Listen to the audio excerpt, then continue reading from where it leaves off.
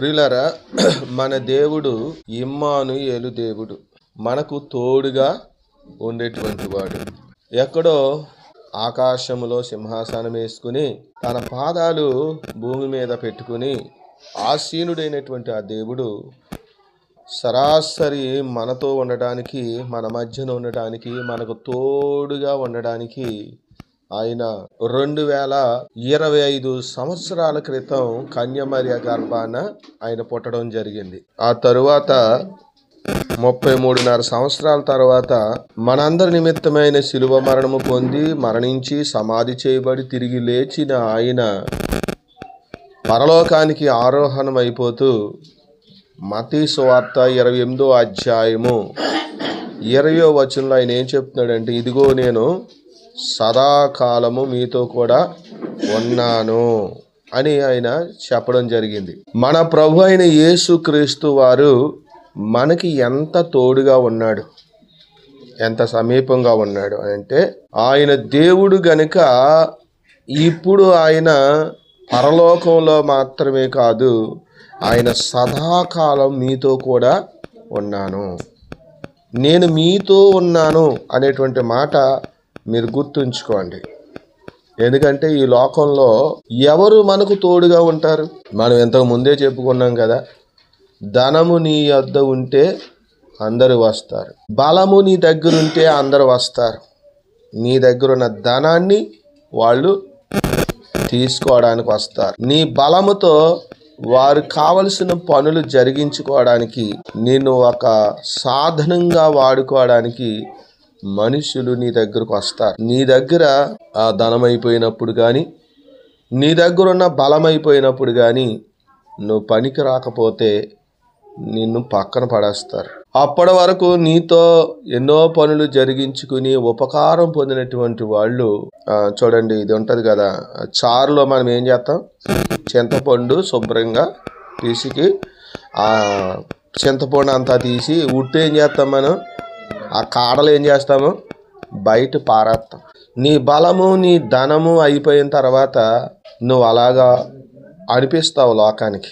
కానీ మన దేవుడు ఎంత గొప్పవాడు అంటే, నీ యవన ప్రాయములో నువ్వు దేవునికి ఉపయోగమైన ఒక పాత్రగా ఉంటే, నీ వృద్ధాప్యంలో కూడా ఆయన నిన్ను ఇలాగ సారులో నుంచి పాడేసిన చింతకాయలాగా పాడేసే దేవుడు కాదు. ఆయన అంటాడు, ముదిమి వచ్చినా సరే నేను నిన్ను సంకనెట్టుకుని మోస్తాను. 2 చేతుల పైకి స్తోత్రం.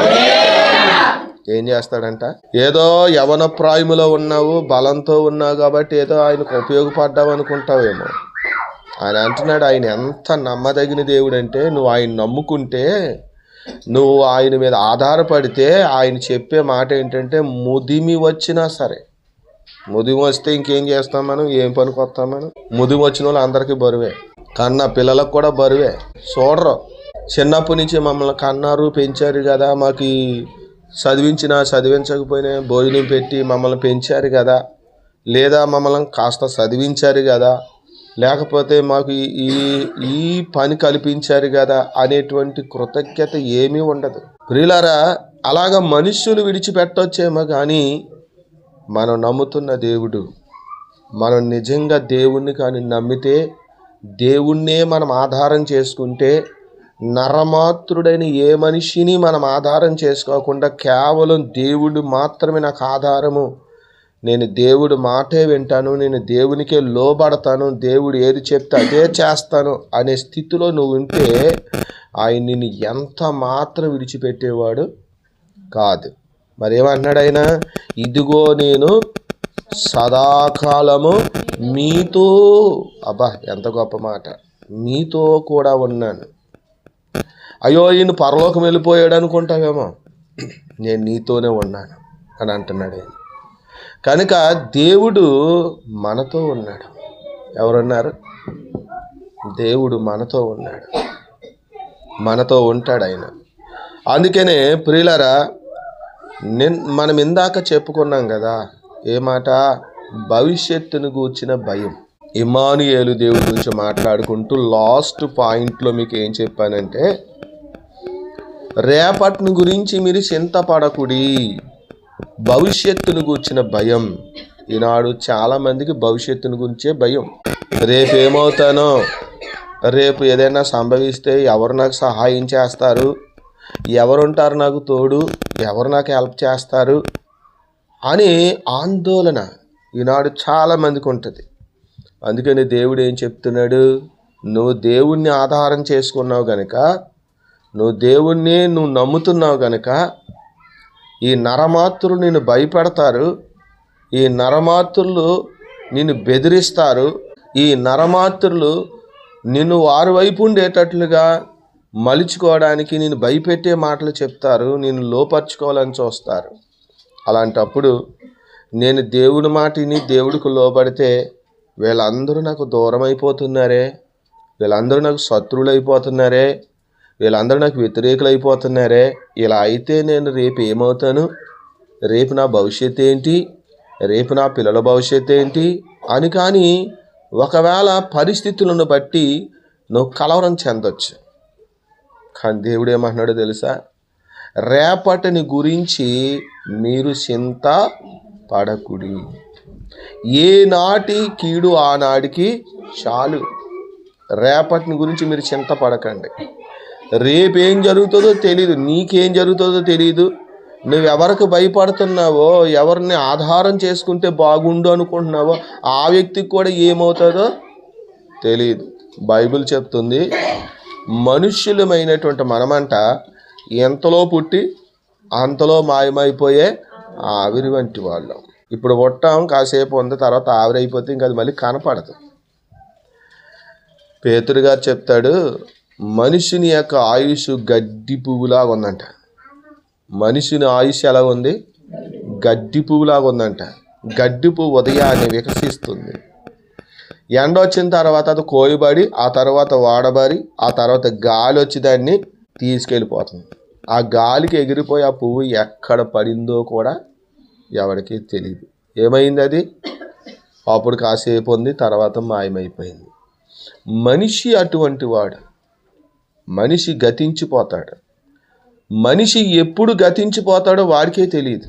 అందుకని దేవుడు మీరు ఎవరికి భయపడవలనో నేను మీకు తెలియజేస్తాను అని అంటూ లోకాసువార్త 12వ అధ్యాయంలో ఆయన 5వ వచనంలో ఆయన అంటాడు, దేహమును చంపి ఆ తరువాత మీ ఆత్మని ఏమీ చేయలేని వానికి మీరు భయపడకండి. మనుషుడు ఏం చేస్తాడు, కొడతాడు, ఇంకేం చేస్తాడు, మా అయితే చంపుతాడు, ఇంకా ఆ తర్వాత ఏం చేస్తాడు, నీ ఆత్మను తీసుకెళ్ళి అగ్గిలో మాత్రము వేయలేడు. కనుక నీ ఆత్మని ఏమీ చేయలేని, నీ ఆత్మను గుర్తుంచుకోండి, నీ ఆత్మని ఏమీ చేయలేని ఈ నరమాతృలకి మీరు ఏం చేయొద్దు, భయపడకండి. మరి దేవుడు ఏం చేస్తాడు, ఈ దేహాన్ని చంపగలడు, ఈ ఆత్మని తీసుకెళ్ళి నరకంలో పడేయగలడు.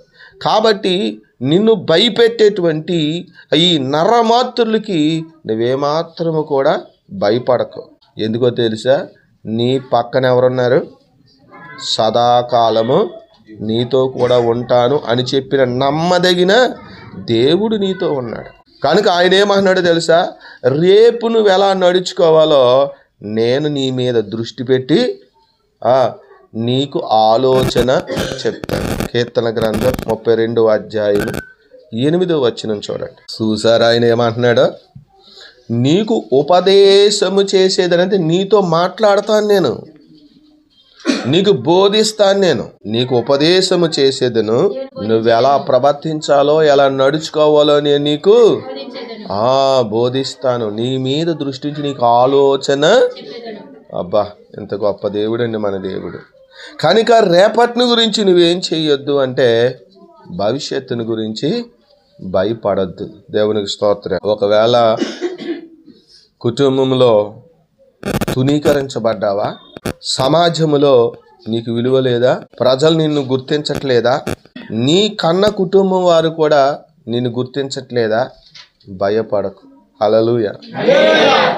నీ ఇంటి వారే నిన్ను గుర్తించకపోయినా, నీ బంధువులే నిన్ను పట్టించుకోకపోయినా, నువ్వే సమాజం మధ్య నివసిస్తున్నావో ఆ సమాజము నీకు తగిన గుర్తింపు ఇవ్వకుండా పరాయి వాళ్ళలాగా నిన్ను చూస్తూ ఉన్నా నువ్వు దిగులు పడవలసిన అవసరం లేదు. ఎందుకంటే ఇమ్మానుయేలు దేవుడు నీకు తోడుగా ఉన్నాడని బైబుల్ చెప్తుంది. బైబుల్లో న్యాయాధిపతుల గ్రంథం 11వ అధ్యాయం మనం చూసినట్లయితే అక్కడ మనకు యోప్తా అనేటువంటి ఒక వ్యక్తి మనకు కనిపిస్తాడు. హల్లెలూయా. ఎవరండి? యోప్తా. ఈ యోప్తా గిలాదుకి పుట్టాడు. గిలాదు యొక్క కుమారుడు యోప్తా. అయితే గిలాదుకి ఎక్కువ మంది భార్యలు ఉన్నారు. ఈ యోప్తా ఒక వేశ్యకు పుట్టాడంట. ఎవరికి పుట్టాడు? వేశ్యకు పుట్టాడు. ఏమండి? ఆమె వేశ్య అయినా, ఆమె సంసారి అయినా, ఎవరైనా ఆమె ఒక స్త్రీ. మనమందరం ఎవరికి పుట్టాం? స్త్రీకే పుట్టాం. కాకపోతే ఆ రోజుల్లో పాపం తినడానికి గతి లేక, బతకడానికి దారి లేక కొంతమంది అలాగున ఆ వృత్తిలో ఉండేవారు. అంతేకాదండి, ఆ రోజుల్లో, ఈ రోజుల్లో స్వేచ్ఛ ఉంది మనకి. ముఖ్యంగా మన దేశంలో అయితే డాక్టర్ బాబాసాహెబ్ అంబేద్కర్ రాసిన రాజ్యాంగం ఉంది మనకి, మనల్ని రక్షించటానికి. చట్టపరంగా మనకు రక్షణ ఉంది. ఆ రోజుల్లో ఈ చట్టం లేదు కాబట్టి, ఈ రాజ్యాంగం లేదు కాబట్టి ఎవరు ధనవంతుడైతే వాడు, ఎవడికి ఎక్కువ మంది పిల్లలు, అప్పుడు పిల్లలు ఎంతమంది తెలుసు? ఒక్కొక్కడికి 70 మంది 90 మంది పిల్లలు ఉండేవారు. మీరు ఇక్కడే చదివితే 8వ అధ్యాయంలో మనం ఒకసారి చదివితే 70 మంది కుమారులు ఉన్నారట. చూడండి, 8వ అధ్యాయం 30 వచనం చూడండి. గిద్యోనుకు అనేక భార్యలు ఉన్నందున కడుపున కనిన 70 మంది కుమారులు అతనికి ఉండిరి. అంటే భార్యలు ఎక్కువ మంది కాబట్టి పిల్లలు పుట్టేస్తూ ఉన్నారు. 70 మంది పిల్లలు అంటే ఒక్కడికి. కాబట్టి 70 మంది పిల్లలు ఉన్నారు కాబట్టి అతడే ఆ ప్రాంతంలో రాజు. అతనే రాజు. చిన్న చిన్న రాజ్యాలు అన్నమాట ఒక్కో ప్రాంతానికి. అలాగా జనాభా పిల్లలు ఎక్కువగా ఉంటే, వాళ్ళు మంద ఎక్కువ ఉంటే, మిగతా వాళ్ళు మంద తక్కువ ఉన్న వాళ్ళందరూ వాళ్ళ కింద దాస్యం చేసేవాళ్ళు. వాళ్ళ మాట వినకపోతే వాళ్ళని కొట్టడం, వాళ్ళని చంపడం, గ్రామం నుంచి వెలేయటం, వాడిని ఎవరితో మాట్లాడకుండా అనడం, వాడికి ఏ పని చెప్పకుండా అనడం, ఇలాంటి ఆజ్ఞలు అప్పుడు ఉండేవి. ఇప్పుడు అలాగన్నారనుకోండి, తీసుకెళ్ళి సెంటర్ జైల్లో పడేస్తారు. వీళ్ళతో ఎవరో మాట్లాడడానికి వీల్లేదు. వీళ్ళని వెలివేసేస్తున్నాం అన్నాడు అనుకోండి, ఆ మాట ఎవడన్నా పట్టుకుని సాక్ష్యం చెప్తే వాడికి 10 సంవత్సరాలు జైలు శిక్ష ఉంటుంది మన రాజ్యాంగ ప్రకారంగా. ఎందుకంటే ఎవడు ఎవరిని వెలియటానికి కుదరదు. ఈ దేశంలో ఎవడు ఎక్కడైనా జీవించవచ్చు, ఏ ఊర్లో అయినా జీవించవచ్చు, ఏ ప్రాంతంలో అయినా జీవించవచ్చు, ఏ వీధిలో అయినా జీవించవచ్చు. నువ్వు ఈ ఊర్లో ఉండడానికి వీలు లేదనేవాడు కానీ, ఈ వీధిలో ఉండడానికి కుదరదు అనేవాడు కానీ, ఈ ఎవడు కూడా అర్హత ఎవడికి అధికారం లేదు. ఎందుకంటే ఇది ప్రజలందరూ నియమించుకున్న రాజ్యాంగం ఇచ్చినటువంటి హక్కు. ప్రతి ఒక్కడు బ్రతకడానికి ఇచ్చిన హక్కు. దీనిని ఏమంటారంటే మానవ హక్కు అంటారు. ఏమంటారు? మానవ హక్కుల సంఘం అనేది ఉంది. మీకు తెలుసా? ఎవడైనా కులం పేరు చెప్పి కానీ, మతం పేరు చెప్పి కానీ దూషిస్తుంటే, మన హృదయాన్ని, మన ఆత్మని టచ్ చేస్తుంటే, బాధిస్తుంటే, మానవ హక్కుల సంఘం తరపున వాళ్ళకి కఠినమైనటువంటి శిక్షలు ఉంటాయి మన దేశంలో. ఆ రోజుల్లో అలాంటివి లేవు. అసలు అటువంటి చట్టాలే అప్పుడు లేవు. కాబట్టి ఎవడు ఎక్కువ మంది జనం ఉంటే వాడు రాజులాగా వ్యవహరించేవాడు. కనుక కొన్నిసార్లు వాళ్ళకి ఇష్టమైనటువంటి స్త్రీలను కూడా వాళ్ళు లోపరుచుకునే అవకాశము ఉందన్నమాట.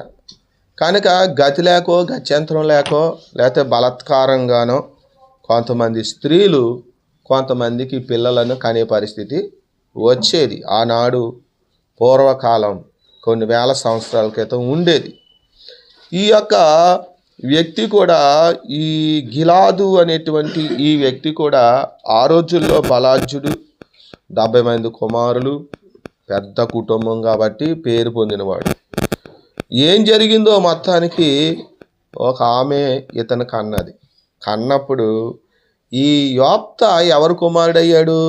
గిలాదు కుమారుడయ్యాడు.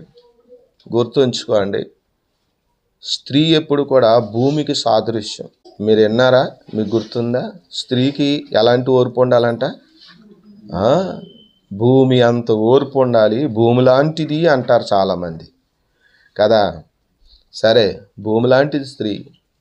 నీవు బొబ్బాసు గింజలు అట్టుకెళ్ళి ఆ భూమిలో వేస్తే ఏ మొక్కలు వస్తాయి? ఓకే. తాటి పండు టెంకలు పట్టుకెళ్ళి భూమిలో వేస్తే ఏ మొక్కలు వస్తాయి? ఏ బొబ్బాసు మొక్కలు రావాలి కదా. ఈ ప్రపంచంలో ఎక్కడికి వెళ్ళినా, లేకపోతే ఈ దేశంలో ఎక్కడికి వెళ్ళినా, ఏ మూలకి వెళ్ళినా విత్తనాలు ఏమేస్తే అయ్యే వస్తాయా? మరి వ్యత్యాసాలు ఎందుకండి? ఈమెది ఆ ఊరు, ఈమెది ఆ కులం, ఈమెది ఆ గోత్రం అనడం ఎందుకండి చెప్పండి? పుట్టే పిల్లలు ఎవరు పుడుతున్నారు? నీ పిల్లలే కదా పుట్టేది.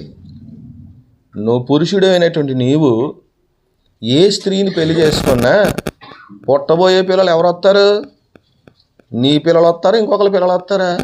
నీ పిల్లలే కదా. మరి ఇంకెందుకండి వ్యత్యాసము? ఈనాడు తెలివి లేని అజ్ఞానులు చాలామంది స్త్రీని చిన్నచూపు చూస్తారు. ఆమెది మా గోత్రం కాదు, ఆమెది మా కులం కాదు అంటారు. ఆమె ఒక మనిషి, గుర్తుపెట్టుకో. ఏ స్త్రీ అయినా సరే, నువ్వు ఒక బొబ్బా చెట్టు అనుకో, ఆ భూమిలో నువ్వు విత్తనాలు వేస్తే బొబ్బా చెట్లే కాస్తుంది. ఆ బొబ్బా చెట్లు పెరికేసి మామిడి చెట్టు విత్తనాలు వేసావనుకో, అదే భూమి మళ్ళీ ఏం మొలిపెంతది? అదేంటి మరి? బొబ్బాసి పళ్ళే కాయాలి కదా అది కదా. కనుక దేవుని బిడ్డలారా, ఈ యొక్క జ్ఞానము లేక యొప్తా కనినటువంటి ఆ తల్లిని బట్టి ఆమె ఒక వేశ్య అని చెప్పి ఆనాడు వాళ్ళు ఏం చేశారంటే, అన్నదమ్ములు ఏం చేశారంటే, ఒరే నువ్వు వేశ్యకు పుట్టావు కాబట్టి మా ఇంట్లో నీకు ఏ స్థానము ఉండదు అన్నారు. అంటే కుటుంబం అతన్ని ఏం చేసింది? దూరం పెట్టేసింది. పాపం అలాగున అతడు కుటుంబానికి వేరైపోయాడు. ఈ రాత్రి దేవుడు ఏం చెప్తున్నాడు తెలుసా? ఈ లోకంలో చాలామంది రకరకాలుగా దూరం అవుతున్న వాళ్ళు ఉన్నారు. నువ్వు ఎలా దూరమైనా సరే, నువ్వు అసూయతో దూరమైనా, అంటే నీ ఎదుగుదల చూసి వాళ్ళు నీకు దూరం అవ్వచ్చు. నువ్వు ఆత్మీయంగా ఎదుగుతున్నా సరే వాళ్ళు నీకు దూరం అవుతారు. భక్తిలో ఎదిగే వాళ్ళకి కొంతమంది దూరం అవుతారు. ఎందుకంటే వెలుగుకి చీకటికి పొత్తు కుదరదు. వెలుగు వెలుగే, చీకటి చీకటే. నువ్వు వెలుగుతూ ఉంటే చీకటి సంబంధులు నీతో పొత్తు కుదరదు వాళ్ళకి. కనుక వాక్యం ఏం చెప్తుంది? భయపడకండి, తునీకరించబడిన నిన్ను ఏలికగా చేస్తాడు. హల్లెలూయా. ఎలా చేస్తాడు? ఒకవేళ నువ్వు తునీకరించబడుతూ ఉంటే నీ కుటుంబంలో, నీ బంధువుల్లో, నీ గ్రామంలో ఒకవేళ నిన్ను ఎవరైనా తునీకరిస్తే, ఇమ్మానుయేలు దేవుడు నీకు తోడుంటే దేవుడిని ఏం చేస్తాడో తెలుసా? ఒక నాయకుడిగా, లేదా వాళ్ళందరికీ నిన్ను తునీకరించిన వారందరికీ నిన్ను శిరస్సుగా ఆయన చేస్తాడు అనడానికి ఈ యొప్తా యొక్క చరిత్ర మనకు ఆధారమై ఉంది. హల్లెలూయా. యొప్తాతో ఎవడో మాట్లాడలేదు, అతను దూరం పెట్టేశారు. అయితే అతడు గిలాదు నుంచి టోబియా అనే ప్రాంతానికి, అంటే పక్కనే ఉంటుంది అన్నమాట, అక్కడికి వెళ్ళి తన బంధువులు, తన కుటుంబం ఎవరు చేరదీసిపోయినా ఆత్మస్థైర్యంతో దేవుడి మీద ఆధారపడి, యొప్తా భక్తి కలిగినోడండి. యొప్తా ఎవరు? భక్తి కలిగినోడు. వాళ్ళ తండ్రి భక్తి కలిగినోడే, భక్తి కలిగినవాడు, ప్రార్థనాపరుడు. దేవుడు అంటే భయభక్తులు ఉన్నాయి, ప్రార్థన, ప్రతి దానికి ప్రార్థన చేసుకుంటాడు, దేవుడి మీద ఆధారపడతాడు. నేను అదే చెప్తున్నాను. లోకములో అందరికీ ఎక్కువ బంధువులు ఉండరు, కొంతమందికి తక్కువ బంధువులు ఉంటారు. ఒక తండ్రికి ఎక్కువ మంది పిల్లలు పుడతారు, ఒకడికి ఒకడే పుడతాడు, ఒకడికి ఒకడు కూడా ఉండడు, అసలు ఒకరికి సంతానమే ఉండదు. మరి వాళ్ళు ఏమవ్వాలి? ఈ యొప్తా ఏమవ్వాలి? అయితే యొప్తాలో దేవుని పట్ల భయభక్తులు ఉన్నాయి. యొప్తా ఎప్పుడు దేవునికి ప్రార్థన చేస్తాడు ప్రతి విషయంలో. ఒకరోజు రానే వచ్చింది, వాక్యంలో ఏమైనా ఉందో తెలుసా? తునీకరించబడిన రాయి ఏమవుతుందంట? మూలకు తలరాయిగా మారుస్తాడు మన దేవుడు. అది దేవుడి వల్లే జరుగుద్దట, ఇంకెవరి వల్ల ఇది జరగదు. నువ్వు తునీకరించబడినప్పుడు నీ కుటుంబం కానీ, నీ స్నేహితులు కానీ, బంధువులు కానీ, నువ్వు ఏ ప్రాంతంలో నివసిస్తావో వాళ్ళు కానీ నిన్ను తునీకరించినప్పుడు దిగులు పడకు. భయపడిపోకు, కలవరపడకు. నీకు ఏదో గొప్ప ఆశీర్వాదము దాని వెనకాల దాగి ఉంది. నువ్వు ధైర్యంగా నిలబడు. దేవుడి సన్నిధిలో నాకు దేవుడు ఉన్నాడు. మీరు మనుషులు ఒకరికొకరు తోడుంటే నాకు ఎవరున్నారు? నాకు దేవుడు ఉన్నాడని ధైర్యం వహించు. యాప్తా దేవుడి మీద ఆధారపడ్డాడు. మీరు 11 అధ్యాయం అంతా చదువుకోండి. అంతా చదవడం వీలు పడదు కదా, నేను స్టోరీలా చెప్తున్నాను. ఒకానొక రోజు రానే వచ్చింది, దేవుడు ఇతను ఒక మంచి బలాఢ్యుడిగా దేవుడు చేశాడు. తునీకరించబడిన వారికి ఎంత బలమో చూడండి. దేవుడు అతన్ని బలాఢ్యుడిగా చేశాడు. ఇప్పుడు ఎవరైతే యోబ్తాను నువ్వు మా కుటుంబానికి సంబంధించిన వాడు కాదురా అని చెప్పి అతను దూరం పెట్టారో వాళ్ళందరూ ఏమనుకున్నారు తెలుసా? ఇప్పుడు మనం బతకాలంటే, మనము మన పిల్లలు బతకాలంటే మనకు ఎవరు కావాలి? యోబ్తా రావాలి. ఎందుకంటే మన శత్రువులతో యుద్ధం చేయాలి. మన శత్రువులతో పోరాడాలంటే మనం పోరాడలేం. ఈ యోబ్తా అయితే వాడు బలాఢ్యుడు, వాడు పోరాడగలుగుతాడు, మనల్ని కాపాడగలుగుతాడు అని వాళ్ళు ఆ రోజుల్లో యుద్ధాలు జరుగుతూ ఉండేవి కదండి. అప్పుడు యోబ్తా దగ్గరికి వెళ్ళారు. దేవునికి స్తోత్రం. అప్పుడు వాళ్ళు అంటున్నారు, ఇదిగో నీవు మనము ఎవరమో బంధువులు కదా, అది జ్ఞాపకం చేసుకో అంటున్నారు. మరి అంతకుముందు బంధువులు అన్న సంగతి గుర్తులేదు వీళ్ళకి.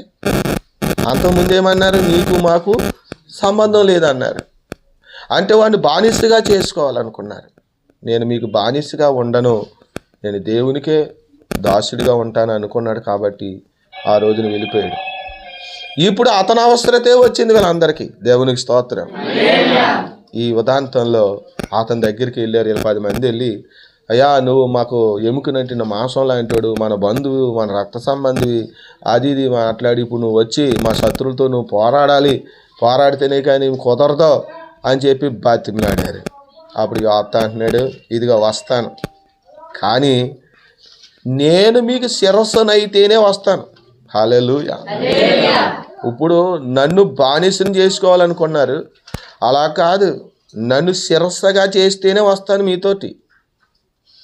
నన్ను నాయకుడిగా పెట్టుకోండి, నేను ఏది చెప్తే అది మీరు చెయ్యాలి, అలాగైతే వస్తాను, లేకపోతే రాను అన్నాడు.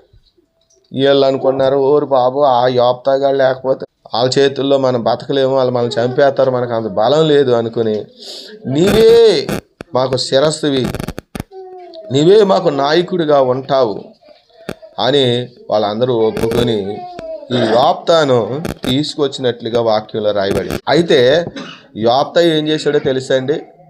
పెద్దలతో ఏ మాట చెప్పాడో ఆ మాట మరలా దేవుని దగ్గర ప్రార్థన చేశాడు. హల్లెలూయా. ప్రభువా, ఎన్నిక లేని వాని దగ్గరికి వీళ్ళందరూ వచ్చారయ్యా, నువ్వెంత గొప్ప దేవుడు అయ్యా. ఒకప్పుడు నన్ను తునీకరించిన వాళ్ళు ఇప్పుడు నన్ను ఎత్తుక్కుంటూ వచ్చారయ్యా. వాళ్ళు ఎలాంటి మాటలు చెప్పారయ్యా, నేను ఇలా చెప్పానయ్యా, నువ్వు నాకు తోడుగా ఉండి ఈ యుద్ధంలో నాకు జయమీనైనా అని చెప్పి దేవునికి ప్రార్థన చేశాడు. అసలు ఆ పరిస్థితి తీసుకొచ్చిందే దేవుడు. దేవునికి స్తోత్రం. మనల్ని ఎలా ఏలికగా చేయాలో, మనల్ని ఎలా శిరస్సుగా నిలబెట్టాలో దేవునికి తెలుసు. ఎందుకో తెలుసా?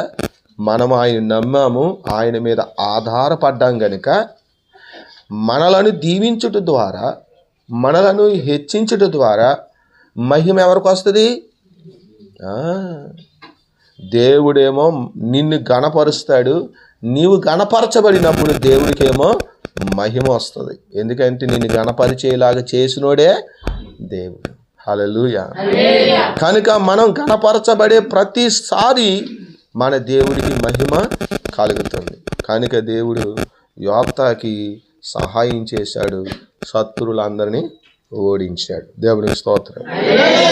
కనుక యోబ్తా ఆ రోజుల్లో ఇశ్రాయేలులందరికీ ఆయన న్యాయాధిపతి అయ్యాడంటే రాజు అయ్యాడు. మరొక మాటలో చెప్పాలంటే అప్పుడు న్యాయాధిపతి అనేవారు, ఇప్పుడైతే రాజులు అనేవారు. తర్వాత ఇప్పుడు ప్రధానమంత్రులు, ముఖ్యమంత్రులు, ఎమ్మెల్యేలు ఇలా ఉన్నారు. సరే, మీకు విషయం అర్థమైందని నేను అనుకుంటున్నాను. అందుకే నేను చెప్తున్నాను, బైబిల్ చెప్తుంది మన దేవుడు ఇమ్మానుయేలు దేవుడు. నేను ఎవరూ లేరు నాకు, నేను ఒంటరి వాడిని, ఒంటరి దానిని నువ్వు దిగులు పడకు. ఈ సంవత్సరం అంతా యేసయ్యా నువ్వు నాకు ఇమ్మానుయేలు దేవుడు అయ్యా, నువ్వు నాకు ఇమ్మానుయేలుగా ఉండు, నాకు తోడుగా ఉండు అయ్యా. నేను నీకు దాసుడిగా, నీ భక్తుడిగా ఉంటాను, నీ మాట వింటానయ్యా, నువ్వు చెప్పినట్టుగా నేను నడుస్తానయ్యా.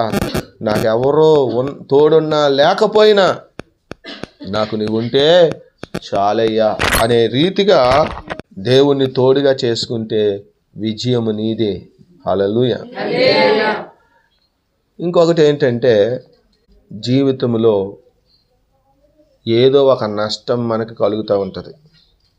ఎవరో ఒకరు మనకు అపకారం చేసేవాళ్ళు, ద్రోహం చేసేవాళ్ళు లోకంలో ఉంటారు. ప్రతి ఒక్కరికి మనం ఎవరినో నమ్ముతాం, మనిషిని నమ్ముతాం, ఆధారపడతాం. కానీ వాళ్ళు కొన్నిసార్లు కొంతమంది, అందరు కాకపోయినా కొంతమంది మనకి ద్రోహం చేయొచ్చు, ఒకవేళ ఏదైనా నష్టం చేయొచ్చు. కానీ దేవుని బిడ్డలారా, మన దేవుడు ఎటువంటి వాడంటే ఎవరు ఏది విత్తుకుంటారో అదే పంట కోసుకుంటారని బైబిల్ చెప్తుంది. అందుకనే మనం ఏ పని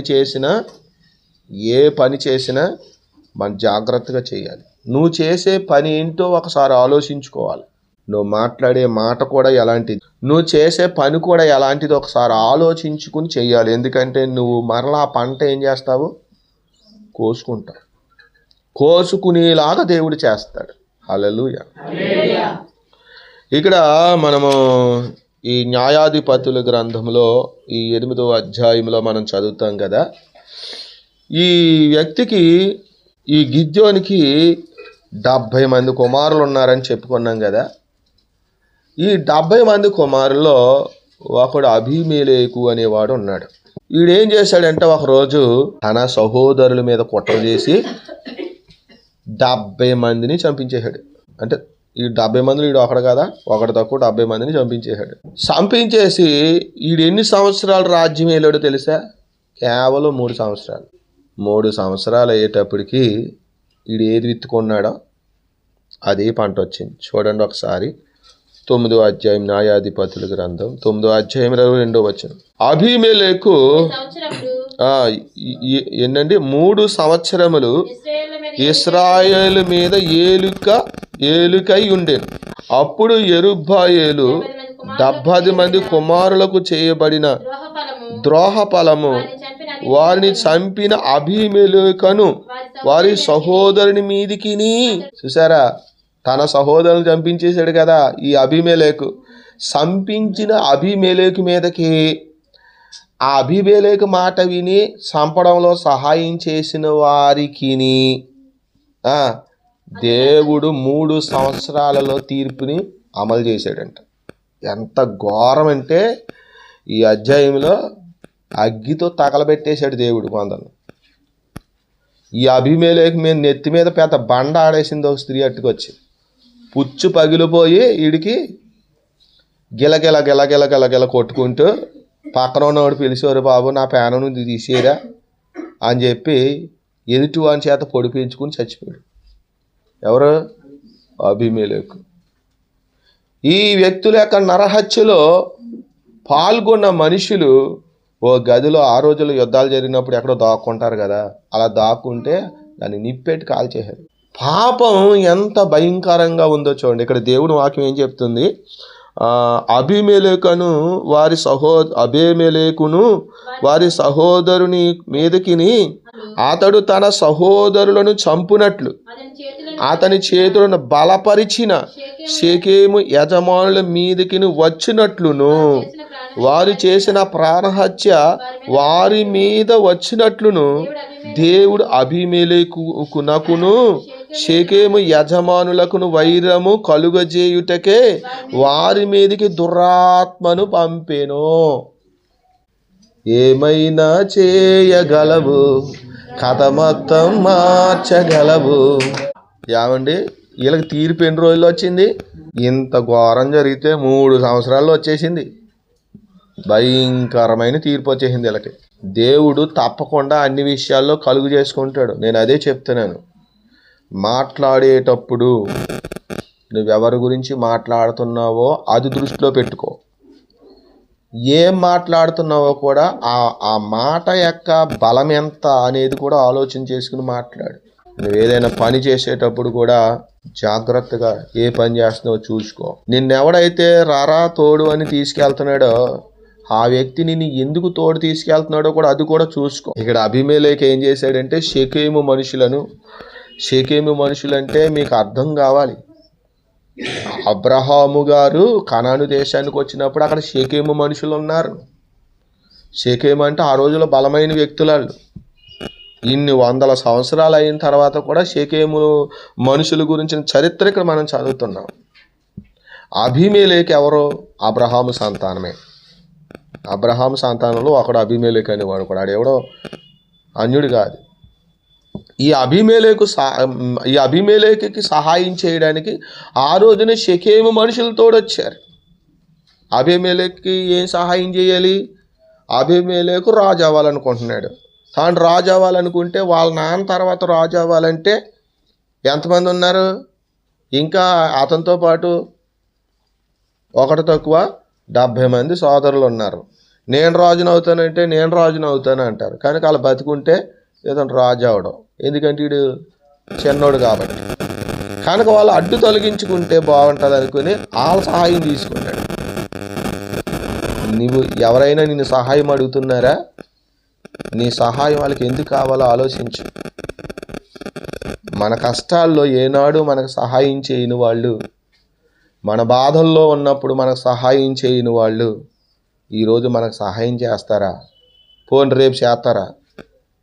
మనం తింటే వారలేని వాళ్ళు, మంచి బట్ట కట్టుకుంటే చూడలేని వాళ్ళు, ఆపదలో ఉంటే నీకెందుకు నేను తోడున్నాను అని కనీసం మాట ధైర్యం చెప్పలేని ఈ మనుషులు. ప్రియులారా, మనుషులు నమ్మకండి. ఈ షెకెము మనుషులు సహాయం చేశారు కనుక ఇప్పుడు తీర్పు ఎవరికి రావాలి? అబీమెలెకు మాత్రమే కాదు, అబీమెలెకు కుట్రలో భాగమై నిర్దోషులైన వారి మీదకి వెళ్ళారే ఆ షెకెము మనుషులకు కూడా రావాలి. అందుకని దేవుడు 3 సంవత్సరాల తర్వాత సరైన సమయం చూసి వాళ్ళ మీదకి ఎవరిని పంపాడు? దురాత్మను పంపాడు. ఈడు ఎందుకు మాట్లాడుతున్నాడు ఆడికి తెలియదు, ఆడెందుకు మాట్లాడుతాడు ఈడికి తెలియదు. ఆడినో దెయ్యం పట్టింది, ఈయనో దెయ్యం పట్టింది. ఇలాగున సమస్య వచ్చింది. ఆ తర్వాత ఒక యుద్ధం జరిగింది. ఆ యుద్ధంలో ఏం జరిగిందో చూడండి. 9వ అధ్యాయం. మీరు ఈ అధ్యాయాన్ని మీరు చదువుకొని ఇంటికి వెళ్ళిన తర్వాత, నేను చెప్తున్న మాటలు ఒట్టి మాటలు కాదు. మీకు తెలుసు కదా, సొల్లు పొల్లు మాటలు నేను ఎప్పుడు చెప్పను. బైబిల్లోదే చెప్తాను, బైబిల్ని అనుసరించే చెప్తాను. ఎందుకంటే ఎవడన్నా అడిగాడు అనుకో ఆ బైబిల్ వచనం తీసి అది వింటాను అప్పుడు. అది అందుకని మీరైనా సరే చూసుకోండి. 49వ వచనం చూడండి. అక్కడ 9వ అధ్యాయం, న్యాయాధిపతులు 9వ అధ్యాయం 49. అంటే పైనుంచి చదవచ్చు కానీ అంతా మనకి వినడానికి సమయం చాలదు కనుక ఈ వచనం చదవండి. అప్పుడు ఆ జనులందరిలో ప్రతివాడును ఒక్కొక్క కొమ్మను నరికి అబీమెలెకు వెంబడించి ఆ కోట దగ్గర వాటిని పెట్టి వాటి వలన ఆ కోటను అగ్ని చేత కాల్చిరి. అప్పుడు షెకెము గోపుర యజమానులు అనగా స్త్రీ పురుషులు ముందు 1000 మంది చచ్చారు. షెకెము మనుషులే కదా ఈ పిల్లలకు అన్యాయం చేయడానికి వచ్చారు ఆ రోజున. కనుక షెకెము మనుషులు ఎంతమంది చచ్చిపోయారట? 100 మంది. చెడ్డవాళ్ళు నశించవచ్చు కానీ ఒక నీతిమంతుడు నశించకూడదండి. తప్పు చేసిన వాడికి శిక్ష పడవచ్చు, తప్పు కాదు. కానీ తప్పు చేయని నీతిమంతుడి జోలికి మాత్రం వెళ్తే మాత్రం తప్పకుండా ఆ దోషం వాళ్ళ మీద మోపపడుతుంది. యేసుప్రభు వారు సిలువలో ప్రార్థన చేశారు, గుర్తుందా? తండ్రి, వీరేమి చేయుచున్నారో వీరెరుగరు కనుక వీరిని. ఎందుకని? యేసుప్రభు ఎవరు? నీతిమంతుడు. మీరు నీతిమంతుడైన వాడిని సిలువ వేసి చంపితిరి అని పేతురు గారు అన్నాడు. ఆ మాట ఏమైనా తేలికైన మాట అనుకుంటున్నారా? మీరు నీతిమంతుడైన వారిని సిలువ వేసి చంపితిరి. అయ్య బాబు, ఎంత భయంకరమైన మాట అది. నీతిమంతుని మీదగా మీరు వెళ్ళింది. అందుకని ఆనాడు ఈ ఇశ్రాయేలులు ఎంత ఘోరమైన పరిస్థితులు. ఇంకా యేసయ్య క్షమించమన్నాడు. ఎవరినో తెలుసా? సిలువ వేస్తున్న వారిని. పాపం వాళ్ళు మేకులు తెచ్చి చేతుల్లో కొట్టారు. ఎవరు వాళ్ళు? రోమీలు. వాళ్ళే పాపం, వాళ్ళకేం తెలుసు? తెలియదు. వాళ్ళు పని అక్కడ ఉద్యోగం చేస్తున్నారు. అందుకనే వాళ్ళ మీదకి రాకూడదు శిక్ష అని దేవుడు తండ్రి వీరేమి చేయుచున్నారో వీరెరుగారు. కానీ ఎన్ని సంవత్సరాలు వాళ్ళు హింసించబడ్డారో తెలుసా యోధులు? జీవిత చరిత్రలో మనం చూస్తే హిట్లర్ అనేటువంటి ఒక భయంకర క్రూరుడు వచ్చాడు. వాడు యూదుల్ని కొన్ని లక్షల మందిని ఓసకోత ఎవరిని చంపారు? వాళ్ళు యూదులు? నీతిమంతుడైన ఒక యేసయ్యని చంపారు. మరి ఎంతమంది చచ్చారు? ఎప్పటికీ కూడా వాళ్ళకి శాంతి లేదు. ఎవరికి? అది అందుకనే దేవుని బిడ్డలారా, మీరు దేవుడి మీద ఆధారపడి ఉన్నారు, మీరు దేవుని నమ్ముకుని ఉన్నారు, దేవుని మాట చొప్పున నీతిగా మీరు జీవిస్తున్నారు. అయితే ఇలా నీతిగా జీవించడం ఇష్టం లేని సైతాను ఒకవేళ మనకి కష్టాలని మనకి బాధల్ని ఎవరి నుంచి అయినా రప్పిస్తే ఒకవేళ రప్పించవచ్చు. అటువంటి పరిస్థితుల్లో భయపడకండి, బాధపడకండి. అయ్యో పలానా వాళ్ళు మమ్మల్ని తిట్టారు, అయ్యో పలానా వాళ్ళు మమ్మల్ని హింసించారు, మాకెవరూ న్యాయం చేయలేదు అని దిగులు చెందకండి. న్యాయం చేసేవాడు ఎవడు? దేవుడు చేస్తాడు న్యాయం. మనుషులు ఏం న్యాయం చేస్తారండి? యేసయ్యకే న్యాయం చేయలేదు మనుషులు, దేవునికి చేస్తారు, మీకు చేస్తారా? కనుక మనుషులు న్యాయం చేయొచ్చు, కొన్నిసార్లు చేయకపోవచ్చు. కనుక అయ్యో నేను ఇంత అవమానాన్ని భరిస్తున్నాను, లేకపోతే ఇంత హింస భరిస్తున్నాను అని ఒకవేళ అనుకునే వాళ్ళు ఎవరైనా ఉంటే ప్రియులారా, మీ బాధ ఎంతో కాలం కాదు, మీకు తప్పనిసరిగా ప్రతిఫలము వస్తుంది. 3 సంవత్సరాల తర్వాత వీళ్ళకి వచ్చింది పనిష్మెంట్. దేవుడు ఏ విధంగా ఇచ్చాడు చూడండి. షెకెము మనుషులు సహాయం చేశారు. ఎవరు కుట్రలో భాగంగా? కుట్ర ఎవరిది? అబీమెలెకుది. సహాయం ఎవరిది? షెకెము ప్రజలది. ఇప్పుడు ఎవరు అనిపించున్నారు? కుట్రలో నిన్ను ఎవడు పాలు భాగం అవ్వమన్నాడు? వాడెవడో కుట్రలో నువ్వు ఎందుకు బాగా అవ్వాలి? పాలు భాగస్తుడు అవ్వాలి. బుర్ర ఉండాలి కదా మనకి. అది లేక షెకెము వాళ్ళు ఇంత నష్టాన్ని తెచ్చుకుంటే ఇక్కడ ఈ వచనంలో చూస్తే 1000 మంది ఆ గోపురంలో కాలి, అది ఎంత భయంకరమైన శిక్ష. సరే, మరి ఈ అబీమెలెకు సంగతి ఏమైంది చూడండి. 53వ వచనం, 52వ వచనం. అబీమెలెకు ఆ గోపురం నద్దకు వచ్చి ఎంతకై మీకు ఓ మాట చెప్పాలండి ఇక్కడ. ఎంతకి వీళ్ళని తగలబెట్టినోడు ఎవడో తెలుసా? ఈ షెకెము మనుషులను తగలబెట్టినోడు ఎవడో తెలుసా? అప్పుడు దాకా ఆడు వెనకాల తిరిగారు కదా. ఎవడు వెనకాల తిరిగారు? అబీమెలెకు వెనకాల ఆడు తగలబెట్టాడు. వీళ్ళు ఆడు మనుషులే తగలబెట్టారు. జాగ్రత్త, ఏ మనుషుని నమ్మకండి. ఉపకారం చేసిన వానికి ఉపకారం చేయటం ఈ లోకానికి చేత కాదు. ఉపకారాన్ని చేసిన వానికి అపకారం చేయటం ఈ లోకానికి చేతనవు. ఒకప్పుడు నాకు ఇలా సాయం చేశారని ఉన్నదాడికి, నా వెనకాల వచ్చారు వీళ్ళని ఉందాడికి లేదు. అవసరం వచ్చినప్పుడు వాడే నీకు పెద్ద శత్రువు అవుతాడు. దేవుడైతే అలా కాదు. దేవుడు నీతి న్యాయాలను బట్టి ఆయన తీర్పు తీరుస్తాడు. అందుకనే మనం ఏది విత్తుకుంటామో ఆ పంట కోసుకుంటామో వాక్యం చెప్తుంది కాబట్టి మనం జాగ్రత్తగా ప్రవర్తించమని దేవుడు వాక్యం చెప్పేది. సరే, వాడి ద్వారానే వాళ్ళందరికీ శిక్ష వచ్చింది కదా. మరి ఈడే కదా అసలు సోదరదారుడు. మరి వీడికి ఏం రావాలి చూడండి. 52వ వచనంలో ఎలా వచ్చిందో. అబీమెలెకు ఆ గోపురము వద్దకు వచ్చి దాని మీద పడి యుద్ధము చేసి అగ్ని చేత దాన్ని కాల్చుటకు గోపుర ద్వారం వద్దకు రాగా ఒక స్త్రీ అబీమెలెకు తల మీద తిరగటి మీది రాతిని పడవేసినందున అతని కపాలము పగిలిన. తిరగల మీద 2 రాళ్ళు ఉంటాయి కదా, ఒకటి కింద ఉంటుంది, ఒకటి పైన తిప్పుతాం కదా. ఆ పైన ఉన్న తిరగల అది తీసి పైనుంచి పడేసిందంట ఆడి మీద. పుచ్చు పగిలిపోయింది ఆడికి. ఎవరికి? ఈడికి, అబీమెలెకుకి. ఇంకా చూసుకోండి ఆడు ఏమంటున్నాడు చూడండి అక్కడ. అప్పుడు 54వ వచనం.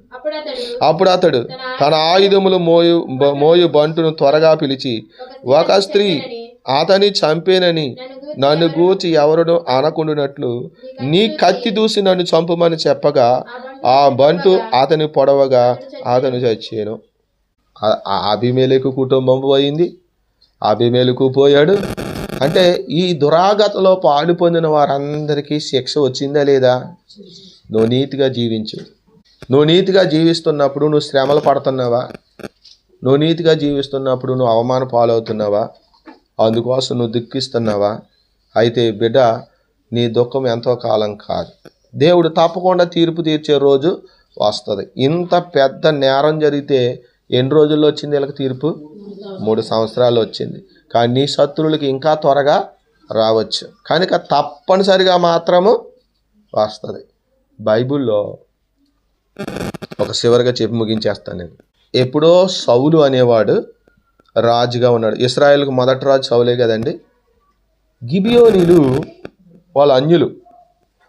ఈ ఇశ్రాయేలులు ఐగుప్తు దేశాన్ని నుంచి కనాను దేశానికి ప్రయాణం చేసి వెళ్తూ ఉన్నప్పుడు దేవుడు ఇశ్రాయేలులకు తోడై ఉండి ఐగుప్తులో 10 రకాల తెగులు చేసిన సంగతి, ఎర్ర సముద్రం దగ్గరికి వచ్చినప్పుడు ఆ ఎర్ర సముద్రాన్ని 2 పాయలుగా చేసిన సంగతి, ఆ తరువాత వాళ్ళ మీదకి వచ్చినటువంటి 2 రాజులను కూడా దేవుడు వాళ్ళని ఓడించిన సంగతి, ఇలాంటి విషయాలన్నీ కూడా విన్నటువంటి ఆ కనాను దేశంలో కాపురం ఉండేటువంటి ఈ గిబియోనీలు ఏం చేశారంటే భయపడి వారి చేతుల్లో నుంచి తప్పించుకోవటం ఎవరికి సాధ్యము కాదు. ఎందుకంటే వాళ్ళ దేవుడు బలాఢ్యుడు, వాళ్ళ దేవుడే యుద్ధం చేస్తాడు. కాబట్టి మనం వారితో యుద్ధం చేసి ఈ పట్టణంలో మనం సురక్షితంగా ఉండలేం. కాబట్టి మనమే వాళ్ళతో స్నేహించేసి మనం ఏం చేద్దామంటే ఈ పట్టణంలో మనం ప్రాణాలు కాపాడుకుందామని ఒక ఆలోచన చేసి ఆ రోజుల్లో యెహోషువ దగ్గరికి వచ్చారు. యెహోషువ దగ్గరికి వచ్చి, అయ్యా మేము ఎక్కడి నుంచో దూరం నుంచి వస్తున్నామయ్యా, ఇదిగో మా బట్టలు చూడండి మాసిపోయినాయి, మేము తెచ్చుకున్న ఆహారం చూడండి అయిపోయింది, ఏ అంజూరు పండ్లు అవి ఉంటాయి ఎండిపోయినాయి చూడండి అని చెప్పారు. ఓహో, మీరు చాలా దూరం నుంచి వస్తున్నట్టు ఉన్నారులే అనుకున్నాడు ఈయన. వాళ్ళు అన్నారు, అయ్యా మేము మీ మధ్యనే ఉంటామయ్యా, కాస్త అంతా మమ్మల్ని మీ మధ్య ఉండనివ్వండి అయ్యా అని అన్నారు. అంటే యెహోషువ అన్నాడు, సరేలే అయితేనే మీరు మాతోనే ఉండొచ్చు అని మాట ఇచ్చేసారు ఆ రోజుల్లో. ఆ తర్వాత మరుసటి రోజున తెలిసింది వాళ్ళు ఎక్కడి నుంచో రాలేదు, పక్క నుంచో వచ్చారు, వాళ్ళు ఎక్కడ ఉన్న వాళ్ళని. వాళ్ళని అడిగారు, ఏంటి మాతో ఇలాగ ఒప్పందం చేసుకున్నారు, మీరు అబద్ధమాడంట. అయ్యా మీ దేవుడు గొప్పవాడయ్యా, మీ చేతుల్లో నుంచి తప్పించుకోవడం ఎవరు సాధ్యము కాదయ్యా, కాబట్టి ఏదో మేము మా కుటుంబాలను కాపాడుకోవటం కోసం మీకు అలా చెప్పాం, లేదంటారా మీరు ఏం చేయాలనుకుంటే అది చేయనివ్వండి. మీ మధ్యన బతకనెత్తారా చంపేస్తారా? బతకనిస్తే బతకనివ్వండి, లేదంటే చంపేయండి అయ్యా అన్నారు. ఎవరు? గిబియోనీలు. సరే యెహోషువ అన్నాడు, సరే మన మాట వాళ్ళని చంపితే మనకేమొస్తుంది అని చెప్పి వండండి అని చెప్పేసి వండించారు. అలా బ్రతుకుతున్నారు. అలా కొన్ని వందల సంవత్సరాలు అయిపోయిన తర్వాత మొట్టమొదటిగా ఇశ్రాయేలుకి సౌలు రాజు అయ్యాడు. మొట్టమొదటిగా సౌలు రాజు అయితే వీళ్ళు అలా జీవిస్తున్నారు. కానీ ఈ ఇశ్రాయేలులకి ఈ గిబియోనులకి కొంచెం వ్యత్యాసం అనేది ఉంటూ వచ్చింది. ఈ గిబియోనీల్ని హింసిస్తుంటే యూదులు ఆనందపడుతున్నారు. ఇదేమో ఆనందమో మరి, ఇంకొకరిని హింసిస్తుంటే మనకు ఆనందం ఏంటండి? నిన్ను హింసిస్తే తెలుస్తుంది నీకు ఆనందం ఏంటో. నిన్నెవడో హింసించగా నీకు బాధ తెలియట్లేదు. దేవుడు తప్పకుండా ఏదో ఒక రోజు నిన్ను కూడా హింసించేవాడిని పంపుతాడు, అప్పుడు తెలుస్తుంది. సరే ఏమైందంటే సౌలు ఈ యూదులందరూ కూడా గిబియోనీల్ని హింసిస్తూ ఉంటే వీళ్ళు సంతోషిస్తున్నారని చెప్పి అందులో కొంతమందిని చంపించాడంట. ఎవరు? సౌలు. ఎందుకని? నాకు ఇంకా సపోర్ట్గా ఉంటారు మా వాళ్ళు అనుకుని గిబియోనీల్ని శనసూపు చూస్తున్నారు కదా అనుకుని వాళ్ళు కొంతమందిని చంపించాడంట. చంపితే ఎవరు చూశారు? ఎవరు న్యాయం చేశాడు? వాళ్ళకి ఎవరు న్యాయం చేయలేదు. కాలం అయిపోయింది. ఆ తరువాత సౌలు తర్వాత ఎవరు వచ్చారు రాజుగాని? దావీదు వచ్చాడు. ఎవరు వచ్చారండి? దావీదు పరిపాలన 40 సంవత్సరాలు పరిపాలన చేశాడు. దరిదాపుగా దావీదు యొక్క పరిపాలన ముగింపు దశ వచ్చేటప్పటికి ఓ భయంకరమైన తెగులు వచ్చిందంట. ఎవరికి? యూదులందరికీ, ఇశ్రాయేలులందరికీ తెగులు వచ్చిందంట. తెగులు వస్తే అనేక మంది చచ్చిపోయారు, అనేక మంది బలహీనలు అయిపోయారు. అప్పుడు అసలు ఈ తెగులు ఎందుకు వచ్చింది, ఇంతమంది ఎందుకు చచ్చిపోతున్నారు, మన జీవం గల దేవుడిని నమ్ముకుని ఈ కర్మ ఏంటి మనకు అని చెప్పి వాళ్ళు దేవునికి ప్రార్థన చేశారు. మరి ముఖ్యంగా దావీదు దేవుడికి ప్రార్థన చేసేవాడు కదా. ప్రార్థన చేసేటప్పుడు దేవుడు చెప్పాడు, ఇదిగో సౌలు గిబియోనీలను హింసించినందుకు ఈ తెగులు వచ్చింది అన్నాడు. ఎప్పుడు సౌలు ఎప్పుడు దానికి తీర్పు వచ్చిందా? అంటే తీర్పు రాక తప్పదు. అందుకని తల్లిదండ్రుల దోషం పిల్లలు అనుభవించవలసి వస్తుంది అన్నాడు వాక్యంలో.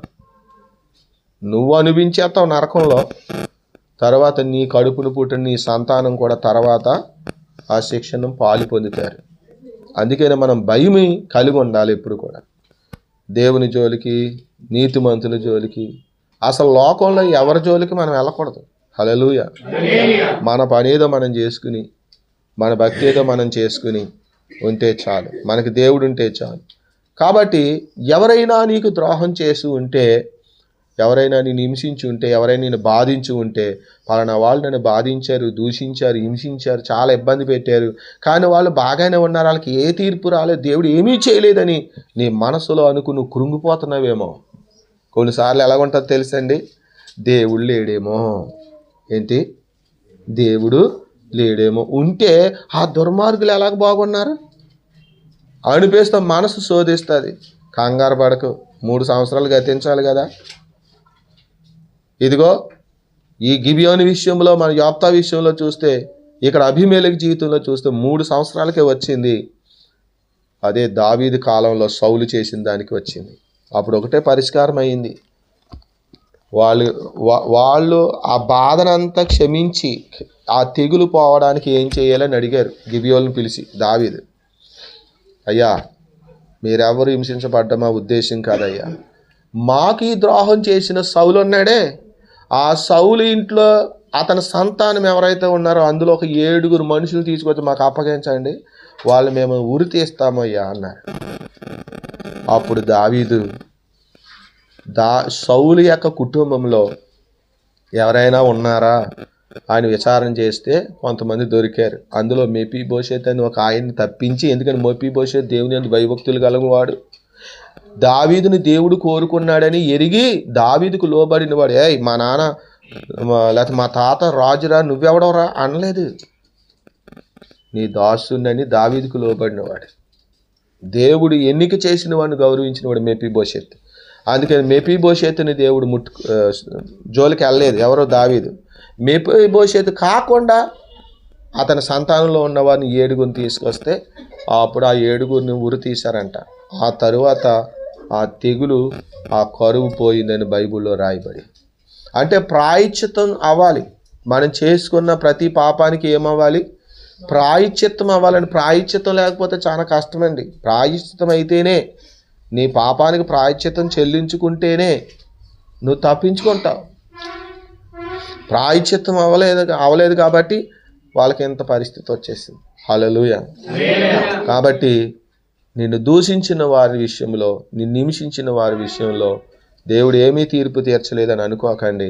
ఖచ్చితంగా దేవుడు ఒకరోజు తీర్పు తీరుస్తాడు. రెండవది, ఒకవేళ నీ కుటుంబంలో, నీ ఇంటిలో, నీ అన్నదమ్ముల మధ్యన నీకు ఏ విధమైనటువంటి గౌరవం లేకపోయినా నువ్వు భయపడకు. నీ పక్కన ఎవరు ఉంటారు? దేవుడు ఉంటాడు. దేవుడు ఉన్నాడు. ఎంతకాలం ఉంటాడు దేవుడు? సదాకాలం ఉంటాడు. హల్లెలూయా. సదాకాలం మీతో కూడా నేను. ఆయన నమ్మదగిన దేవుడు. మనుషుడు మాట ఇచ్చి నెరవేర్చకపోవచ్చు, కానీ దేవుడు మాత్రము నెరవేరుస్తాడు. అట్టి ఇమ్మానుయేలు దేవుడు మనకున్నాడు కనుక ధైర్యంగా ఉండండి. దేవుని యందు భయభక్తులు కలిగి ఉండండి. నీతిగా జీవించండి. ప్రతి మనిషిని ప్రేమించండి. చేతనైతే ఉపకారం చేయండి, ఎవరికి అపకారము చేయకండి. ప్రార్థన చేసుకుందాం.